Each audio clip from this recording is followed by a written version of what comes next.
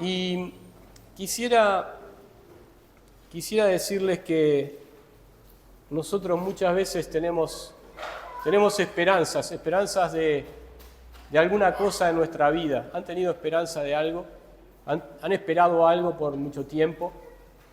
Pero hay veces que parece ser que estamos deseando, anhelando, buscando realizar eso que estamos esperando, pero pasa el tiempo, pasan los años, los meses, y parece ser que eso que estamos esperando, quizás una necesidad, quizás algo que anhelamos con mucho deseo, quizás hasta una necesidad del alma. Pasan los años y eso no ocurre, y no ocurre. Y nosotros lo buscamos, pero eso no pasa. Y llega un momento, llega un momento que en nuestras vidas donde estamos a punto de perder la esperanza. Estamos a punto de perder toda esperanza de que eso que hemos deseado, anhelado, buscado, llegue y sea una realidad en nuestra vida. Ahora, quisiera darle un resumen acerca de lo que es la pérdida de la esperanza en una persona. Es que la esperanza se puede perder ante situaciones quizás de dolor extremo, cuando a alguien le duele una articulación, le duele algo, o quizás un dolor, una angustia, y esa angustia nunca cede, y nosotros estamos esperando que eso deje de pasar. Quizás es una enfermedad crónica, algunos de nosotros tenemos enfermedades crónicas, y anhelamos y buscamos por distintos medios de que eso se ha quitado de nosotros, pero como dijo el apóstol Pablo, como dijo el Señor, bástate mi gracia, y él había orado varias veces que el Señor lo quite de él. Pero pueden ser rupturas amorosas también, un duelo, estamos extrañando a una persona que ya no está más, y tenemos la esperanza de que eso termine en nuestra vida y que ya podemos vivir nuestra vida normalmente, pero eso nos sigue atormentando. O la falta de confianza en uno mismo. Esto es un poco traído de lo que piensa el mundo, ¿no?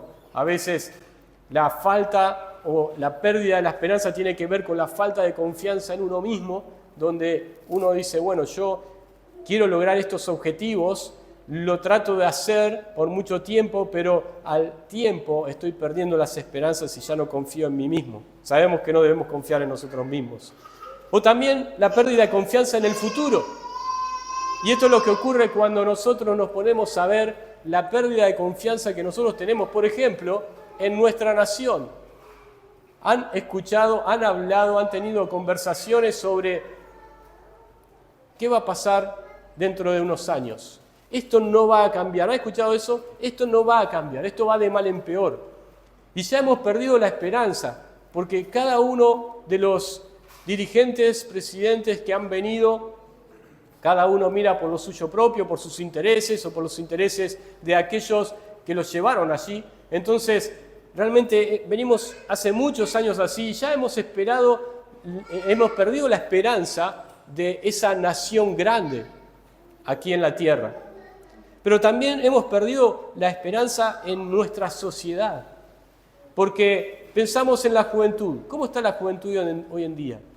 Si somos sinceros, y acá excluyo un poco a la juventud cristiana, la juventud redimida, pero si pensamos en aquellos que están sumidos en los vicios, aquellos que están involucrados en cosas que no son buenas, aquellos que ya han perdido, quizás en esta generación, la cultura del trabajo, ¿no? Y entonces perdimos las esperanzas.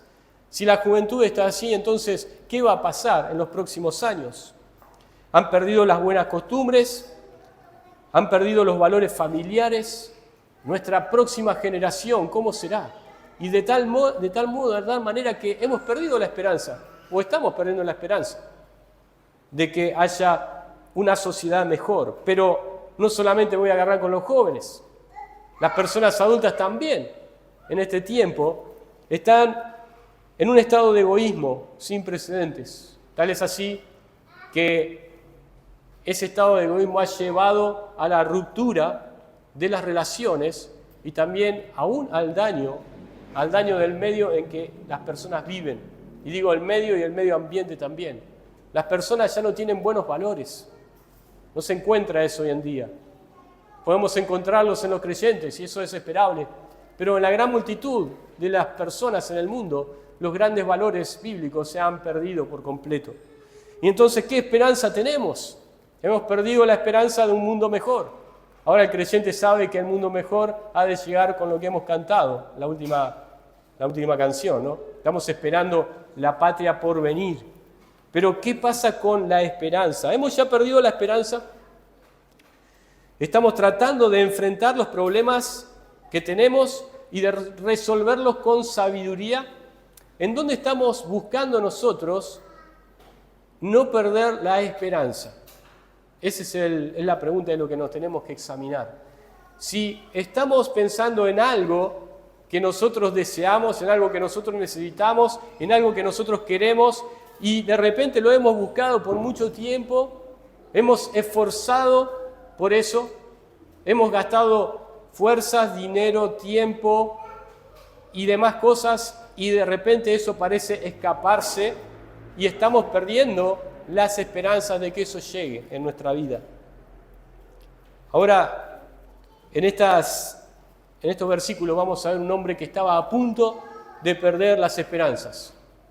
Estaba con una enfermedad imposible de curar y él estaba a punto de perder la esperanza. Ya estaba desahuciado. En eso llega el Señor Jesús, y se involucra con esta persona. Pero eso es lo que vamos a ver hoy. Vamos al versículo 1, y vamos a leer hasta el versículo 9. Dice: después de estas cosas había una fiesta de los judíos, y subió Jesús a Jerusalén. Y hay en Jerusalén, cerca de la puerta de las ovejas, un estanque llamado en hebreo Betesda, el cual tiene 5 pórticos. En estos yacía una multitud de enfermos, ciegos, cojos y paralíticos, que esperaban el movimiento del agua. Porque un ángel descendía de tiempo en tiempo al estanque y agitaba el agua, y el que primero descendía al estanque, después del movimiento del agua, quedaba sano de cualquier enfermedad que tuviese. Y había allí un hombre que hacía 38 años que estaba enfermo. Cuando Jesús lo vio acostado y supo que llevaba ya mucho tiempo, así le dijo: ¿quieres ser sano? Señor, le respondió el enfermo, no tengo quien me meta en el estanque cuando se agita el agua. Y entre tanto que yo voy, otro desciende antes que yo. Jesús le dijo: levántate, toma tu lecho y anda. Y al instante aquel hombre fue sanado y tomó su lecho y anduvo, y era día de reposo aquel día. Como dije, tenemos acá la historia de un hombre que estaba enfermo, estaba paralítico, estaba a punto de perder las esperanzas. Ya había tratado vez tras vez de acudir a la fuente donde posiblemente él podía ser sanado y podía volver al estado donde él quería estar. Pero hacía 38 años que estaba así. En la Escritura, en los Evangelios, encontramos situaciones similares a esta. ¿Se acuerdan de la mujer con el flujo de sangre? Aquella mujer que había pasado 12 años y había gastado todo lo que tenía buscando en médicos y soluciones alternativas y no había podido encontrar la solución a su problema. De tal manera que ya estaba también desahuciada. Había perdido cualquier esperanza de ser sanada. Y de repente se encuentra con el Señor y ella va y toca el manto del Señor. Y sale poder del Señor y es sanada. Tenemos algunos ejemplos así en la Escritura. Ahora, lo primero que vemos acá en el versículo 1 al 4 es un panorama terrible. Un panorama terrible. Y dice el autor, el escritor de este libro, en el versículo 1, que después de estas cosas, las cosas que habían sucedido en el capítulo 4, había una fiesta de los judíos. Algunos dicen que esta fiesta de los judíos significaba que era la fiesta de la Pascua. Otros piensan que probablemente era la fiesta de tabernáculos o la fiesta de Pentecostés. Eran las 3 fiestas principales de los judíos. La única fiesta de los judíos en los cuales todos los judíos tenían que acudir era la de Pascuas. Entonces algunos se inclinan por la idea de pensar que esta era la fiesta de Pascuas. Otros dicen: no podemos ser tajantes sobre este tema, pero sí nos da a entender algo, que el Señor guardaba las fiestas judías, porque Él era judío. Y en la ley decía que debían subir a Jerusalén y debían adorar a Dios en el templo. Entonces, eso era lo que hacían. Y Jesús subió a esta fiesta. Jesús estaba presente en ese lugar. Y cuando nosotros vemos este milagro que Jesús obró, no lo encontramos en los otros evangelios. ¿Por qué? Porque los otros evangelios nos cuentan acerca de los milagros y las señales que Jesús hacía mayormente en la región de Galilea, que era donde Él se movía en su totalidad o casi su totalidad de su ministerio. Pero el Evangelio de Juan, como ya hemos dicho, nos cuenta acerca del ministerio que Jesús también tuvo en Jerusalén y en sus alrededores. Entonces llegó la fiesta y Jesús estaba allí en Jerusalén.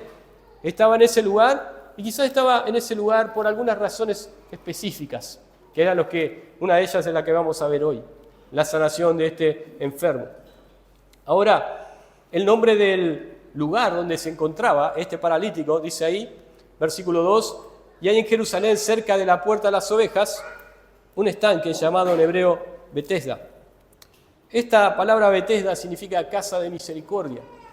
Y nosotros no sabemos muy bien cuál era el propósito por el cual había sido hecho este estanque. Es muy probable que por un tema de purificación o por un tema de ir a extraer agua, sacar agua de ese lugar.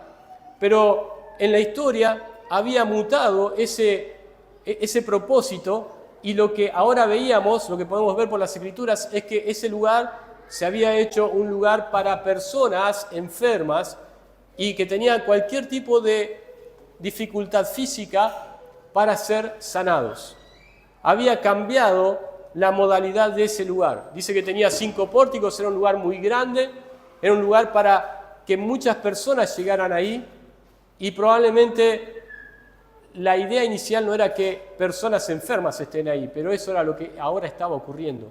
Personas enfermas, multitudes estaban ahí esperando ser sanadas, esperando, dice, el movimiento de las aguas para que cada uno de ellos pueda acudir a esas aguas y ser sanado de su enfermedad. Entonces tenemos acá un nombre acorde a la experiencia de muchos que habían llegado a ese lugar con esperanza. ¿Por qué? Porque era la casa de misericordia.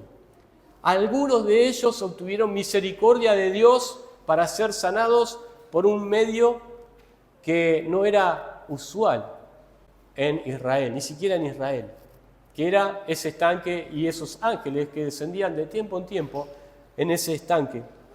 Ahora, la situación o el panorama era realmente terrible. Imagínense, este era un lugar con el cual probablemente había sido pensado para otro uso, pero ahora era una especie de hospital. Pero era una especie de hospital donde había muchos enfermos, pero no había camas, no había enfermeros, no había médicos ahí. Era un hospital sin médicos, sin enfermeros, sin aparatos, sin elementos de sanidad. Era un lugar realmente terrible. Y más terrible aún cuando las personas que estaban ahí enfermas estaban tratando de acudir al momento exacto para ser sanadas. Y muchos de ellos se agolpaban en el estanque cuando el ángel descendía allí. La situación era terrible. Saben que los enfermos en un hospital, ¿qué es lo que suelen esperar? No me digan la muerte, por favor. No, los enfermos en el hospital suelen esperar ser sanados. Pero lo que esperan ellos es al doctor, ¿no? A la doctora, al traumatólogo, ¿no? Este hombre podía haber estado esperando al traumatólogo, era un inválido. Ahora, los ciegos que estaban ahí no estaban esperando al oftalmólogo o al que iba a operarle sus ojos. Pero tampoco estaban esperando al enfermero o la enfermera para que le traiga algo de medicación, sino que lo que estaban esperando allí era un simple movimiento de las aguas. Eso era lo que estaban esperando. Era muy distinto a un hospital.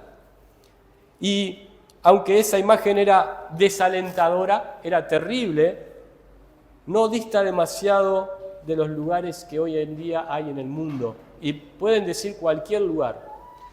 Pueden decir o pueden pensar en nuestra en nuestro centro, en nuestra ciudad.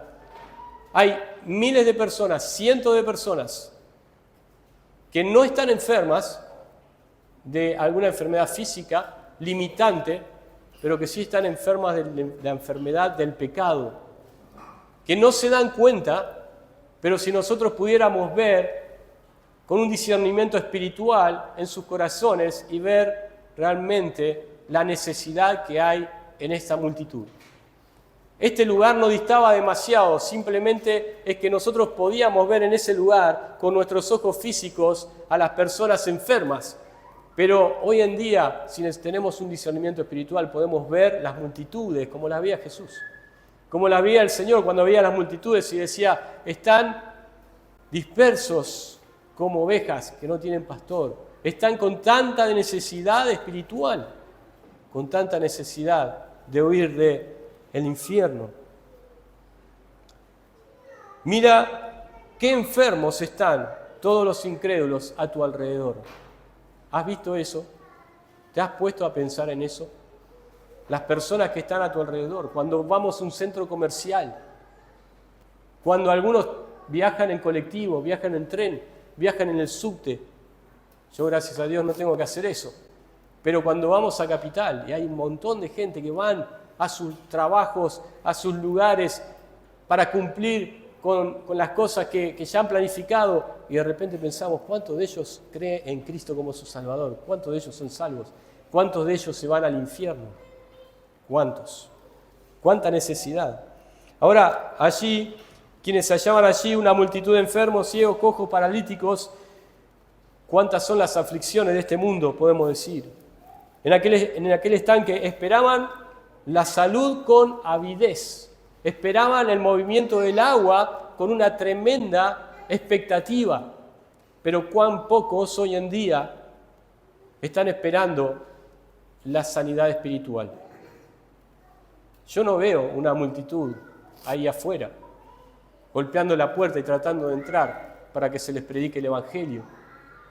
No vemos domingo tras domingo, miércoles tras miércoles, personas que estén esperando a la puerta para que se abra la iglesia y puedan escuchar la palabra de Dios. No lo vemos a eso. No vemos personas en la calle que estén desesperadas por buscar a Cristo, buscar a Dios en sus vidas. No lo vemos. Vemos sí necesidades físicas y personas que querían saciarlas, querían remediarlas, es lo que vemos acá en el estanque. Pero no vemos lo mismo con la necesidad espiritual. Ahora, todos los enfermos y todos los que vendrían después, algunos eran sanados y otros venían después, tenían la cierta esperanza de ser sanados cuando descendía el ángel. Pero debemos entender que ni el agua que estaba allí era poderosa. Hoy en día hay algunas personas, algunos líderes religiosos que nos hablan acerca de ciertas aguas de sanidad. Acá lo que vemos es que las aguas no tenían ningún poder. Ni siquiera el ángel que descendía tenía el poder para sanar o la autoridad para sanar. El poder o autoridad para sanar de ese ángel que venía allí era dado por Dios. Y cuando nosotros pensamos en sanidades hoy en día, hay muchos engañadores que basan las sanidades en elementos. Basan las sanidades en quizás hasta el propio ministro, la propia persona que tiene poderes especiales. Pero ni siquiera el ángel tenía el poder para sanar allí, sino Dios que enviaba al ángel.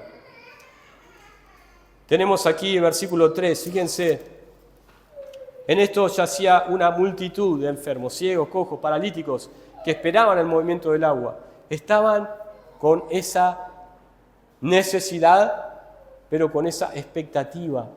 Tristemente para este hombre paralítico, esa esperanza se estaba esfumando, se estaba terminando. No sabemos cuánto tiempo más él iba a estar ahí esperando eso, cuánto tiempo más de vida le quedaba. Ahora, algunos dijeron así, este tiempo era un tiempo de fiesta, era el tiempo donde más personas se reunían en Jerusalén.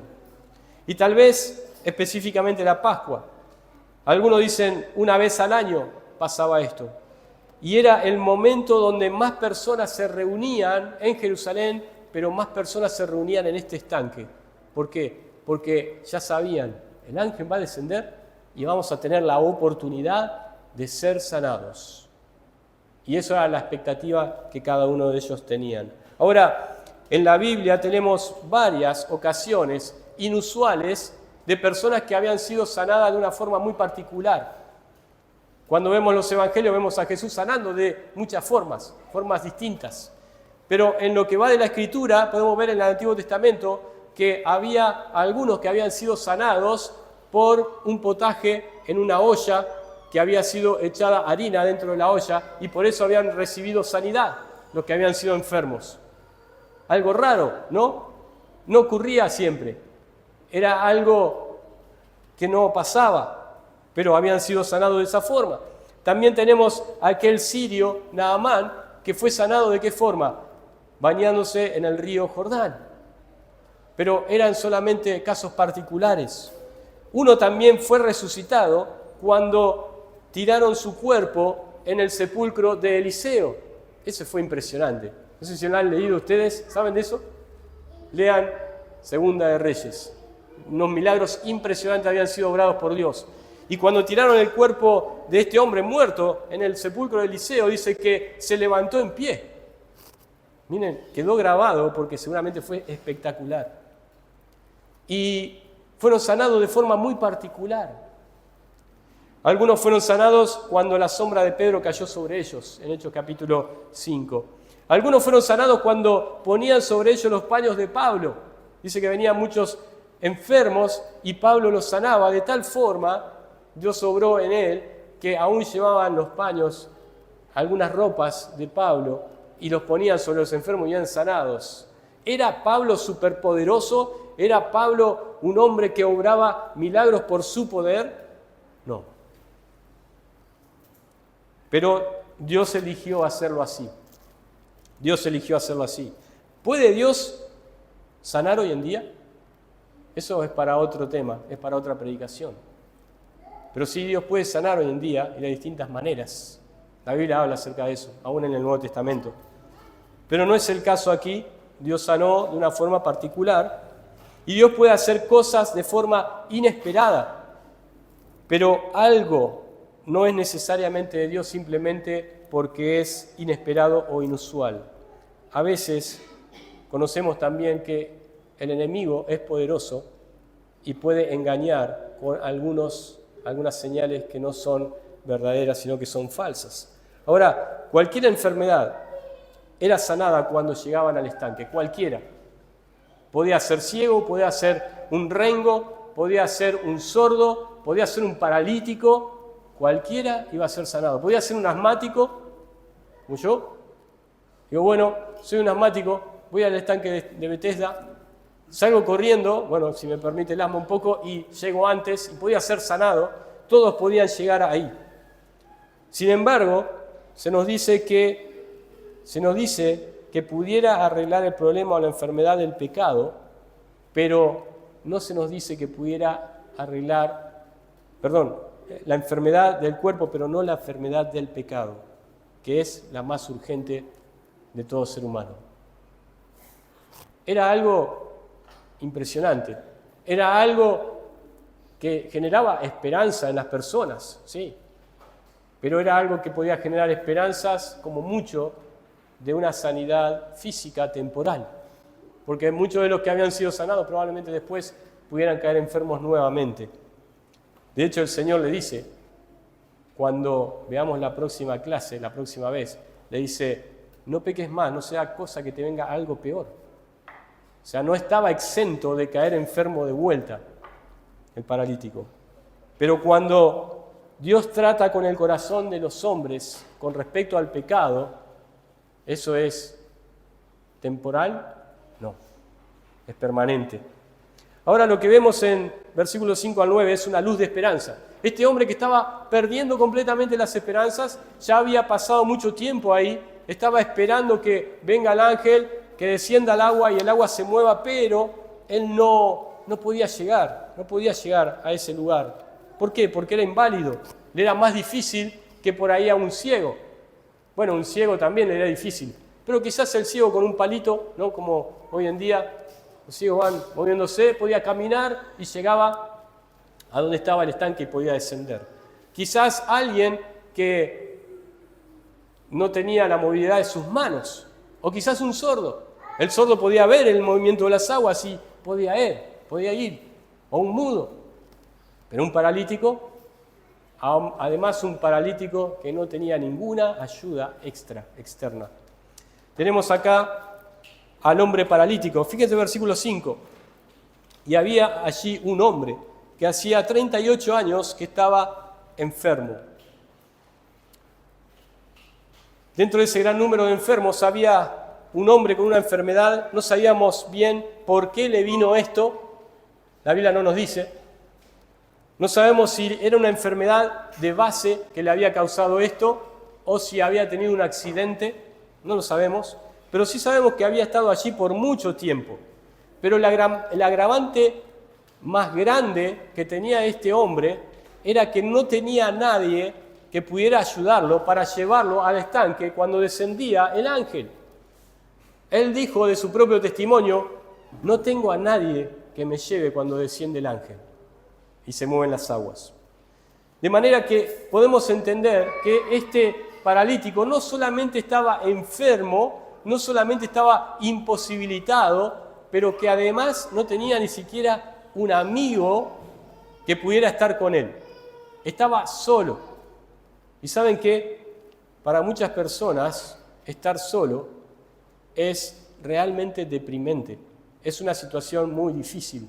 Aunque tenga quizás salud, el estar solo es algo que para muchos es un gran problema. Este no tenía ni siquiera un amigo, no tenía un hermano de la iglesia que pudiera ir a ayudarlo, a llevarlo, pero tampoco tenía ningún pariente. ¿Dónde estaban sus parientes? ¿Dónde estaban sus familiares? Probablemente ni siquiera sus padres, porque hacía 38 años que estaba así. Quizás ni siquiera sus padres estaban vivos. No tenía a nadie.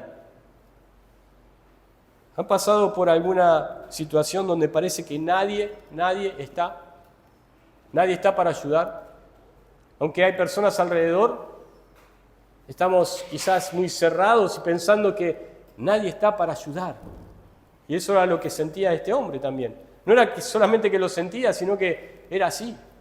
No había nadie para ayudar.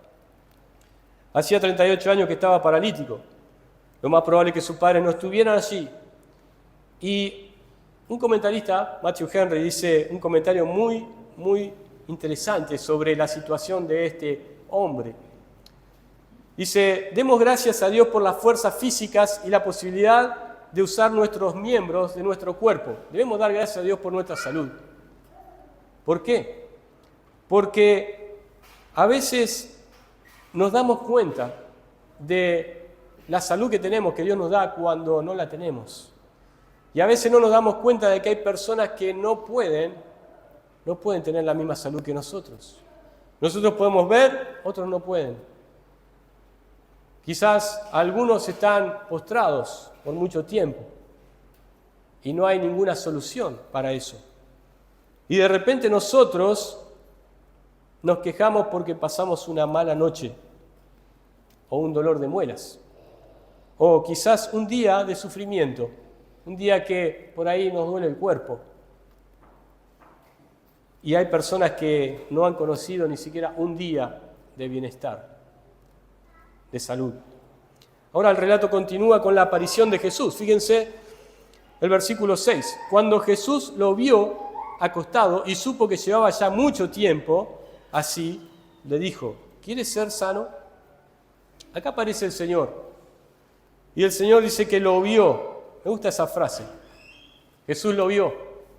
Esa frase la vemos vez tras vez en los evangelios. Vemos que Jesús vio a las multitudes, que Jesús vio a los que estaban endemoniados. Jesús vio a aquellos que tenían problemas físicos, pero también a los que tenían problemas espirituales. Los vio. Vio el problema que había en sus corazones. Vio más allá de lo que nosotros vemos. Vio sus tristezas. Vio su necesidad de alguien que los pueda amar. Dios veía esas cosas, Cristo veía esas cosas. Ahora, Dios vio, Dios mira, y Dios miró a este hombre, vio esa necesidad y vio que había estado ahí por 38 años, era mucho tiempo, por lo cual Cristo se le acercó y de alguna manera eligió a él para sanarlo, eligió a él para hacer algo con este hombre. Era una situación particular la de él. Como ya vimos, 38 años, nadie que le ayudaba. ¿Y qué iba a pasar con este hombre si nadie le ayudaba? Jesús supo que llevaba ya mucho tiempo así, y entonces decidió acudir en ayuda de este hombre. ¿Cómo lo supo Jesús? ¿Cómo sabía que hacía 38 años que estaba así? Bueno, Jesús es Dios y Jesús sabe todas las cosas. Quizás el Padre mismo se lo había declarado. Quizás el Espíritu que habitaba en Cristo se lo había dicho. 38 años este hombre, allí inválido. Lo que importa acá es que Jesús se conmovió ante este caso del pobre inválido. Y entonces, aquel que estaba desilusionado por mucho tiempo, ahora tenía una luz ¿de qué? De esperanza. Una luz de esperanza. Esa luz de esperanza era Jesús. Y Jesús le hace una pregunta, fíjense de vuelta en el versículo 6. Le dijo, ¿quieres ser sano? Ahora la pregunta es un poco inadecuada quizás. ¿Por qué? Porque obviamente quería ser sanado, ¿no? Estaba ahí. ¿Ustedes qué les parece? Si ustedes estarían en el estanque de Betesda y verían todos esos enfermos allí y a este paralítico que estaba desesperado porque venga alguien a ayudarlo y nosotros nos acercamos a este hombre y le decimos, ¿quieres ser sano? ¿Quieres ser sano? ¿Y qué nos diría? Obviamente que quiero ser sano. Pero no es justamente lo que este hombre dijo. No dijo, sí quiero ser, sino que respondió de otra forma. Versículo 7. Señor, le respondió el enfermo. No le dijo, sí, quiero ser sano. No tengo quien me meta en el estanque. Y cuando se agita el agua, y entre tanto que voy, otro desciende antes que yo. El Señor le preguntó, ¿quieres ser sano? Y él le respondió con su testimonio. Le respondió cuál era su problema. Ahora, cuando el Señor le dijo, ¿quieres ser sano? Quizás algunos dicen, estaba pensando Jesús que había estado tanto tiempo ahí y que quizás estaba perdiendo las esperanzas y entonces él ya estaba totalmente desahuciado y con ninguna esperanza de ser sanado y con un ánimo realmente deprimido completamente. Entonces Jesús, tratando de avivar su fe y su confianza en él, le preguntó, ¿quieres ser sano? Porque quizás en tu cara no se nota tanto eso.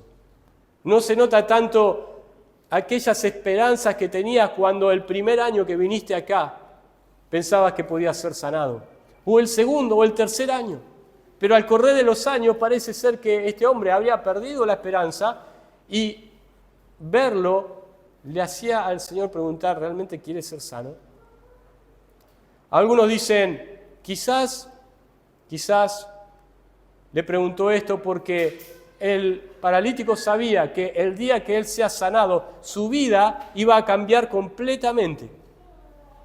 Ya no iba a pedir limosna, ya no iba a ser servido por aquellos que tenían misericordia de él y le daban algún dinero para poder sobrevivir.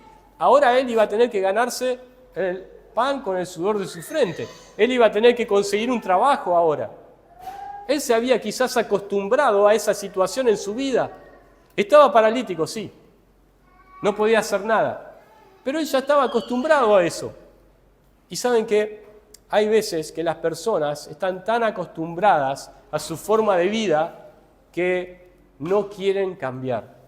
No quieren cambiar. Aunque reconocen que no está bien, aunque reconocen que puede haber algo mejor, no están dispuestos a cambiar. Y hablo de esto con respecto a un cambio de vida radical desde adentro, desde el corazón. Personas que saben que son pecadores, pero que no están dispuestos a arrepentirse. ¿Puede pasar eso? Puede pasar que hay personas que saben que no están haciendo bien, que hasta quizás piensan que están yendo en contra de lo que Dios dice en la Biblia, pero que de repente no quieren cambiar su forma de vida. Estoy tranquilo, así estoy bien. Pudiera estar mejor, pero no quiero hacerlo. No quiero arrepentirme, porque arrepentirme significa cambiar completamente mi vida. Entonces Jesús le dijo, ¿quieres ser sano? Jesús podría preguntarle a muchos, ¿quieres ser salvo? Porque eso demanda que nuestra vida va a cambiar. Nuestra vida va a cambiar por completo, si somos sinceros. Y entonces ahí está la disyuntiva del joven rico, ¿no? El joven rico, el Señor le dijo, vende todo lo que tienes, dalo a los pobres y sígueme. ¿Y qué dijo el joven rico? No dijo nada, se fue. ¿Por qué? Porque tenía muchas riquezas. Él no quería cambiar. Si bien él tenía la necesidad de ¿qué? De entrar al reino de los cielos. Eso era su anhelo. Pero dijo no. Ahora, la pregunta, como dijimos, podría apuntar a ¿estás dispuesto, listo, a que tu vida cambie por completo? El paralítico, como dijimos, asiente, pero no con un sí rotundo, como en otros interrogantes del Señor, en otros pasajes de la Escritura. En Marcos capítulo 9 le pregunta a uno, ¿crees? Y ese hombre dice, creo, ayuda a mi incredulidad. Le responde con un sí, creo. En este caso no vemos eso. En Mateo capítulo 9, versículo 28, cuando él le pregunta también a estos enfermos, ¿creen que puedo hacer esto? Y ellos dijeron, sí, creemos que puedes hacerlo. Acá el paralítico no dijo, sí, quiero ser sano, quiero ser sanado. Pero cuando él habla, le da a entender cuál era su respuesta concreta. Y su respuesta concreta era sí. Aunque quizás estoy ya perdiendo toda esperanza, aún me queda una luz de esperanza, de expectativa para ser sanado. Pero te cuento. Ocurre que cuando yo quiero ir al agua, llega alguien antes que yo y no puedo hacerlo. Y esto nos demuestra que este hombre necesitaba completamente el obrar de Dios para ser sanado. Y esto ocurre también en la salvación. No hay persona que pueda salvarnos aparte de Cristo. No hay persona que pueda empujarnos o ayudarnos, ni siquiera nosotros mismos podemos tratar de hacer en cuanto a la salvación, sino que era todo el trabajo era de Dios y de Cristo en esta ocasión. Ahora, como dijimos, los versículos 8 y 9 nos dan cuenta de el milagro que había sido realizado por Jesús. Jesús le dijo, levántate, toma tu lecho y anda. Y al instante aquel hombre fue sanado y tomó su lecho y anduvo, y era día de reposo aquel día. Estos versículos nos dan cuenta de una nueva señal que Jesús había hecho en el Evangelio de Juan. ¿Y qué significa eso? A ver, los que estamos desde el principio. ¿Qué significa que había sido hecho una señal más por Jesús? Que esta era una señal que estaba escrita para que sepamos que Jesús es el Hijo de Dios y para que creyendo en Él tengamos vida en su nombre. Y eso podemos hacer un tilde ahí cumplido, ¿no? La señal daba cuenta de quién era el que estaba allí, el Hijo de Dios. Y que creyendo en el Hijo de Dios podemos tener vida en su nombre. Ahora, lo otro que vemos acá es que para el paralítico esos instantes, o ese instante, fue el instante más feliz y más significativo que le había ocurrido en 38 años, al menos. No había otro día, otro momento en esos 38 años que había sido tan importante y de tanto gozo y tanta felicidad como ese momento. ¿Y cuál era ese momento? ¿Quién estaba allí? Estaba Jesús, estaba el Señor. Y ustedes podrán dar cuenta de su experiencia personal, de si cuando están con el Señor realmente están con gozo, si el Señor trae gozo a su corazón, si el momento, quizás un momento breve en el día, pero es el momento donde estamos con Cristo, con el Señor, en comunión, ese es el momento más significativo y más importante, más feliz de nuestro día. Ahora, el Señor le dio 3 órdenes a este hombre. Fíjense versículo 8. Levántate, toma tu lecho y anda. Y estas órdenes necesitaban de fe en aquel que había sido sanado o que iba a ser sanado. ¿Por qué? Porque el paralítico podía decir, ¿cómo me decís que me levante si no he llegado al estanque y no he entrado en el estanque después de que se movieron las aguas? ¿Cómo me vas a decir que me levante si vos sabés muy bien que hace 38 años que estoy así paralítico? Al menos necesito una rehabilitación, un proceso para poder levantarme. ¿Cómo me vas a decir que me levante y encima que tome mi lecho si estoy totalmente debilitado? Mis músculos ya no son los que eran antes, hace 38 años. Están débiles. Tenemos acá algunos que han pasado por internaciones algunas largas. Y díganme qué pasa cuando las internaciones son largas, cuando uno es dado de alta. ¿Qué pasa? Hay 2 o 3 días donde uno está en el hospital caminando por los pasillos, porque para poder agarrar un poquito más de fuerza. El Señor le dijo, levántate, eso requería de fe en aquella persona que le estaba hablando. Toma tu lecho y anda, para comprobar que el trabajo que Cristo había hecho de sanidad era completo y perfecto. Él le había dado la fuerza que tenía como un hombre de su edad. No era un hombre súper musculoso ni súper forzudo, pero sí tenía las cualidades que tenía un hombre a su edad, que no sabemos cuál era, pero seguramente era más de 38 años, quizás llegando a los 50, o quizás más. Pero el Señor le dio esas palabras. Y fíjense que Él cumple completamente con lo que Jesús le dice. Fíjense versículo 9. Al instante, aquel hombre fue sanado, y acabamos el poder de Dios, el poder de Cristo. Y tomó su lecho y anduvo. O sea, se levantó, tomó su lecho, anduvo. Cumplió con lo que Cristo le había dicho. Y acá vemos una enseñanza, vemos un patrón en la Escritura. Y vemos que, primeramente, este hombre paralítico tuvo que aplicar su fe a las palabras de Cristo, porque él se levantó. Pero luego vemos que él tomó su lecho y anduvo, y esto nos significa que él lo hizo a la manera de Cristo.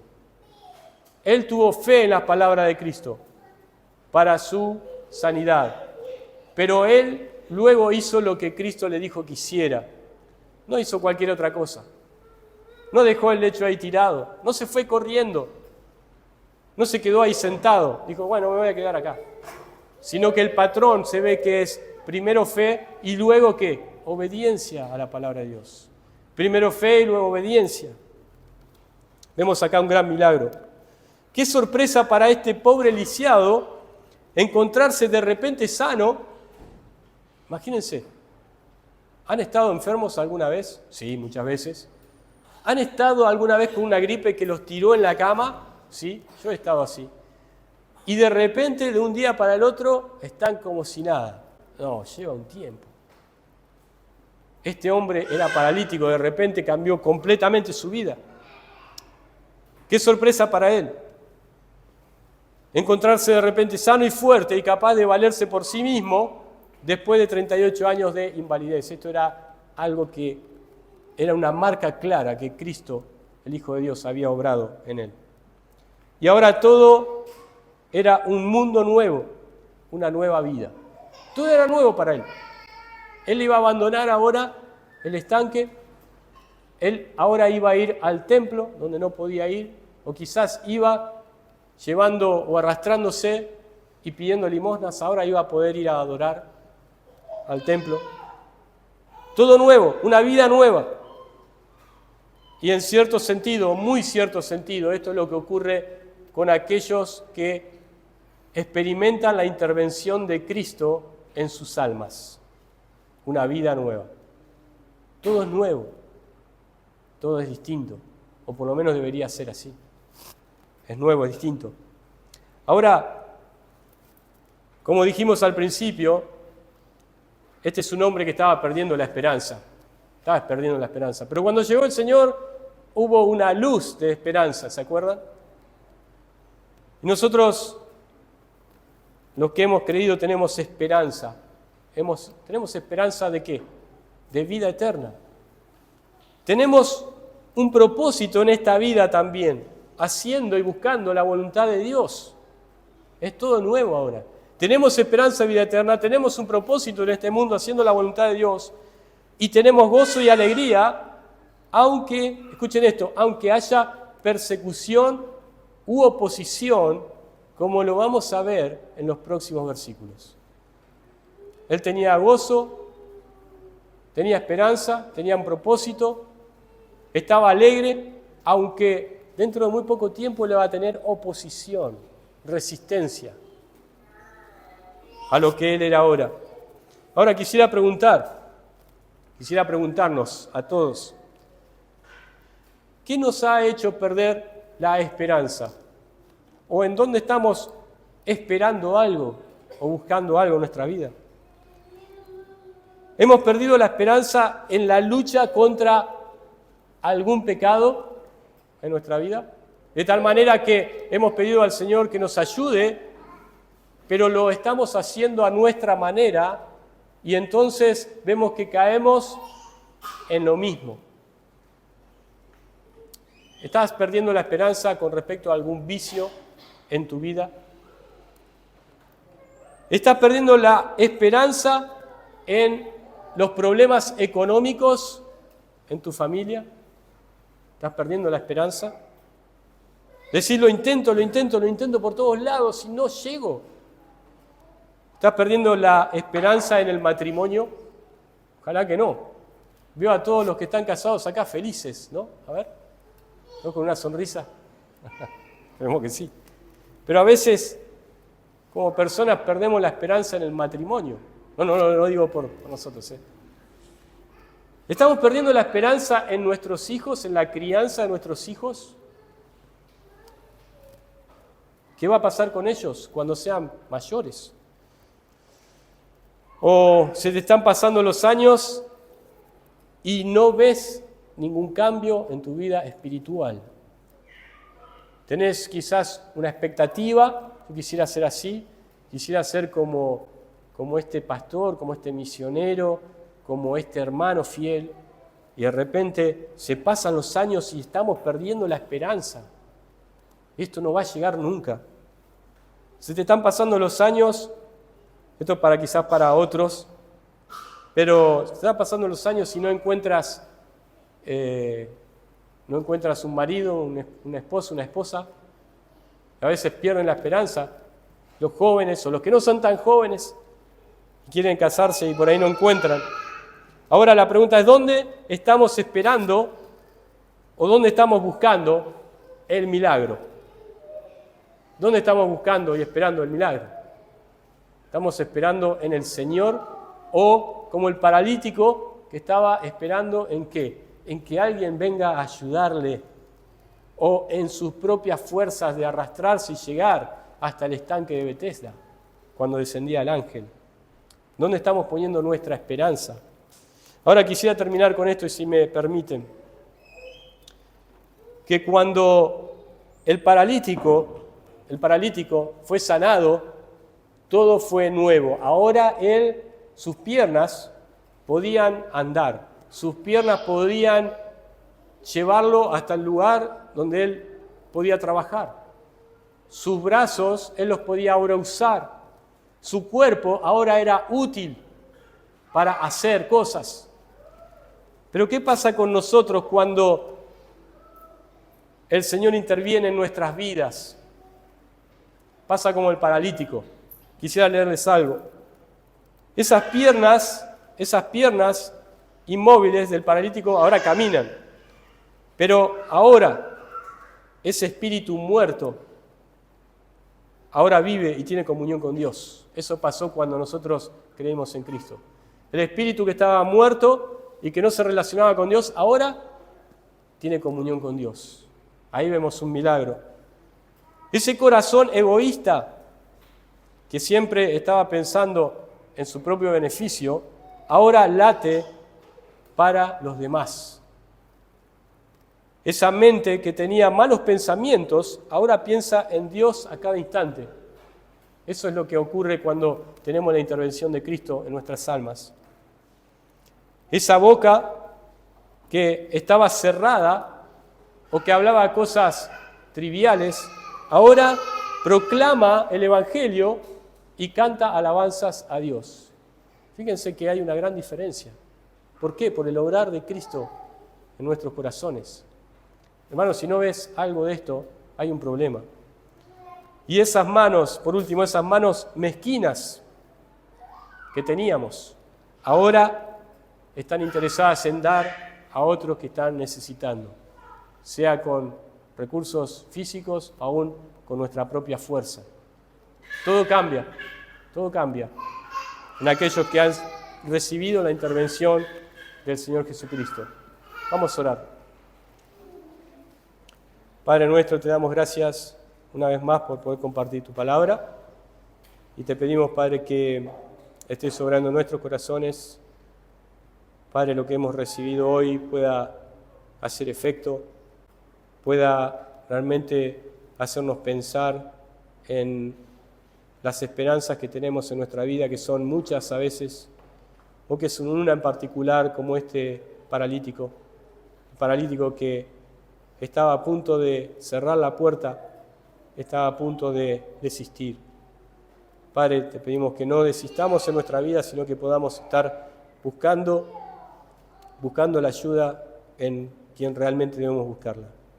Y Padre, como el Señor le dijo a este paralítico, levántate, toma tu lecho, anda, que nosotros podamos también ser obedientes a la voz de nuestro Dios. Te pedimos esto en el nombre del Señor Jesucristo. Amén. Muy bien, hermanos, el Señor les bendiga. Quedamos así concluidos.